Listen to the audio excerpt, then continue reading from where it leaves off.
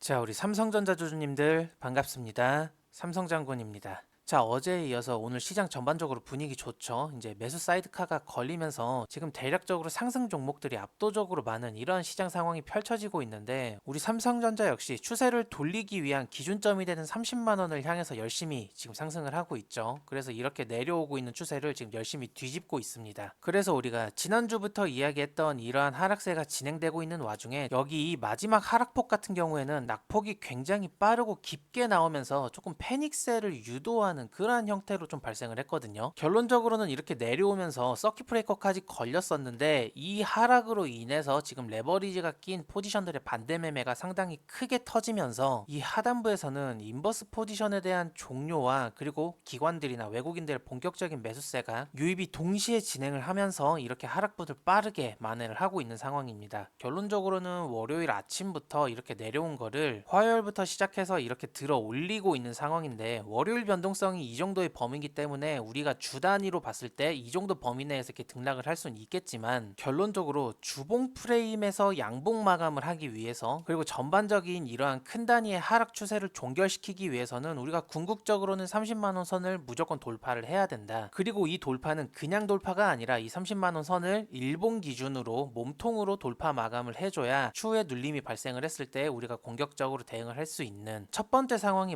만들어진다라고 제가 설명을 드렸습니다. 우선 이 24만 원 선은 이제 깨지 않아야 하는 게 전제 조건이고요. 그래서 우리가 지금 차트적인 흐름으로 봤을 때 주봉 흐름상 굉장히 괜찮은 형태의 차트 구조가 만들어지고 있다 이렇게 판단을 하시면 되겠고 우리 주주님들이 이런 요소들이 너무 어려우시면 그냥 30만 원 선을 일봉이 돌파를 했냐 안 했냐 이것만 좀 집중해서 보시면 되겠습니다. 우리 삼전 주주님들이 지금 가장 마음이 어려우실 게 저점을 기준으로 이렇게 올라온 게 플러스 15% 정도 되거든요. 이거를 지금 그냥 지켜만 보시는 게 굉장히 속쓰리시고 뭔가 답답하실 텐데 우리가 지금 보고 있는 이 30만 원 선만 뚫어준다면 되돌림이 왔을 때 우리가 충분히 누릴 수 있는 그러한 등락폭이거든요. 그러니까 너무 마음을 조급하게 먹지 마시고 기회는 분명하게 옵니다. 우리가 이러한 저점을 사실 맞출 수는 없잖아요. 제가 비록 24만 원 선에서는 진짜 기술적으로 반등이 나와줘야 된다라고 말씀을 드리기는 했지만 이 24만 원 선에서 반등이 무조건 나온다라고 확답할 수는 없었듯이 지금 이틀 동안 이렇게 보여지는 상승폭은 사실 결과론적인 이야기입니다. 우리가 지금 이 자리에 처음 도달했을 때는 더 내려가는 것도 염두를 해야 되는 상황이었으니까 좀 이렇게 15% 올랐다라고 해서 너무 마음 급하게 먹지 마셔야 돼요. 우리 주주님들 꼭 이 부분을 잊지 마시고 우리가 좀 더 침착하고 차분하게 대응을 할 수 있도록 마음을 잘 가다듬으셨으면 좋겠습니다. 그럼 오늘도 우리 삼성전자 펀더멘탈에 대한 이야기를 잠깐 해볼 건데 아직까지 우리 삼성장군에 대해서 구독과 좋아요 안 누르신 주주님들 같은 경우에는 잊지 말고 구독과 좋아요 한 번씩 눌러주시면 감사하겠습니다.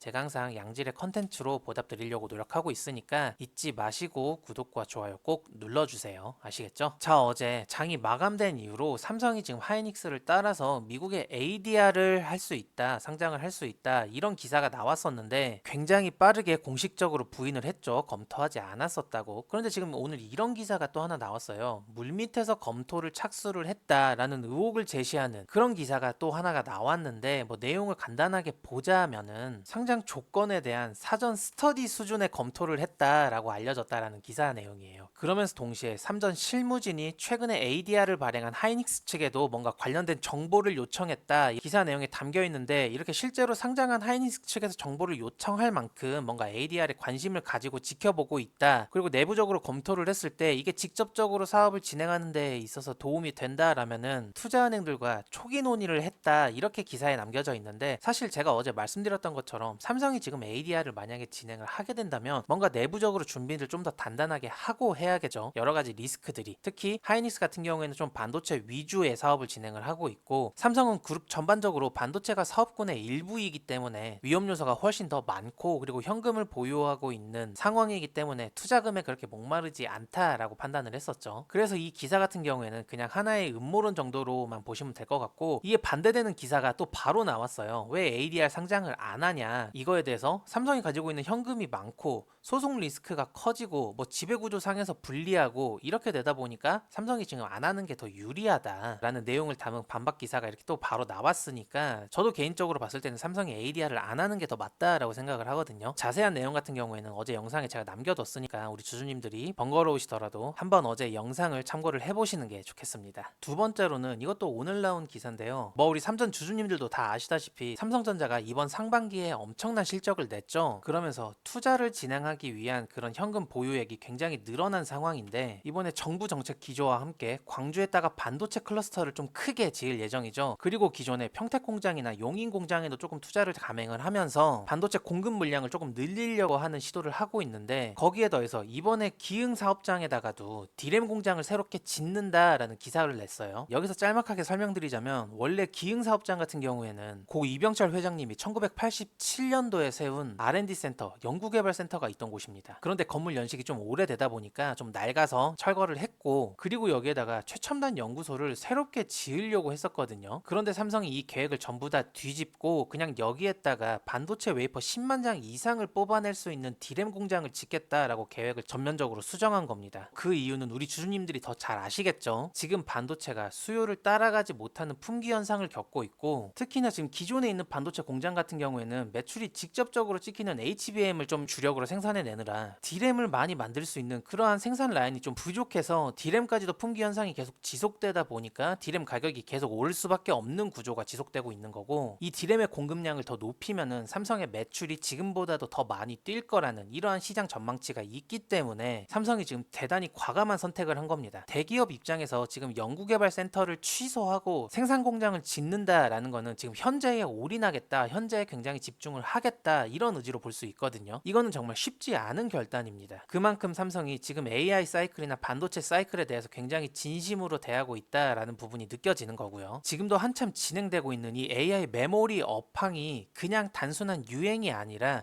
진짜 앞으로의 시장을 선도해 나갈 장기적인 트렌드가 될 거다라고 생각을 하고 현재에 지금 굉장히 집중하는 전략으로 삼성이 시장에 접근하고 있는 겁니다. 그래서 우리 주주님들 중에 현재 삼성전자가 가지고 있는 펀더멘탈에 대해서 의심하고 있는 주주님들은 전혀 없으실 거다라고 생각을 하고 있고요. 지금 우리가 오랫동안 기다리고 있는 건 제가 다시 한번 말씀드리고 있지만 이런 하락 추세를 끝낼 수 있는 기준선 30만원 선이죠. 이 30만원 선을 돌파하는 흐름이 나올 때까지 우리가 조금은 더 차분한 태도를 가지고 지금 기다려야 할 필요가 있고 결과적으로는 지금 이렇게 내려오는 과정 자체가 수급 문제였잖아요. 펀더멘탈 이슈도 전혀 없었고 뭐 대외적으로도 전혀 문제가 없었는데 수급적인 요인으로 이렇게 내려온 이유가 가장 크기 때문에 결국에는 이거를 돌파내는 흐름까지도 수급적인 요인으로 만들어야 된다. 펀더멘탈은 이상이 없었으니까 결국에는 우리가 이 주식판에 뛰어들어서 투자를 하고 있다라는 것 자체가 돈을 벌기 위해서잖아요. 이 돈으로 움직이는 주가 흐름에 우리가 다른 외국인들이나 기관들에 비해서 정보력이 딸릴 수밖에 없는 거고 실시간으로 동시에 기관과 외국인들과 상대를 하기 위해서는 우리가 차트적으로 기준을 세워놓고 대응을 하는 게 정보적으로 불리한 국면을 이겨낼 수 있는 유일한 방법이기 때문에 우리가 차트적으로 기준을 분명하게 세우고 그에 알맞게 대응하는 것이 굉장히 중요하겠습니다. 우리 주주님들 아시겠죠? 그래서 우리가 이러한 흐름들이 발생을 했을 때 그 다음에 어떤 자리에서 어떠한 형태로 어떤 비중으로 대응을 해야 되는지 그거에 대한 시나리오는 제가 입이 닳도록 설명을 드렸던 그 첫 번째 조건이 만들어지고 나서 그 다음 흐름을 제가 설명을 드려볼 테니까 우리 주주님들 같은 경우에는 삼성장군 채널에 대해서 구독과 좋아요를 꼭 눌러두시면서 시장 상황을 좀 같이 대응을 해보시는 게 좋을 거라고 저는 생각을 하거든요. 그러니까 제가 드리는 말씀들이 조금이라도 도움이 됐다면 정말 잊지 마시고 구독과 좋아요 한 번씩 꼭 눌러주시면 감사하겠습니다. 제가 매일매일 차트 상황이나 시장 펀더멘탈에 관련된 상황들을 항상 브리핑을 드리고 있으니까 우리 삼전 주주님들이 구독과 좋아요를 눌러두시면 분명히 투자하시는 데 도움이 될 거다라고 저는 자부하고 있습니다. 구독과 좋아요 누른다고 손해보시는 거 전혀 없고 돈 나가는 거 전혀 없어요. 그리고 결정적으로 우리가 지금 알고리즘에 의해서 우연히 만났을 가능성이 높은데 지금 저를 이렇게 구독 좋아요를 안 하시고 그냥 지나쳐 버리시면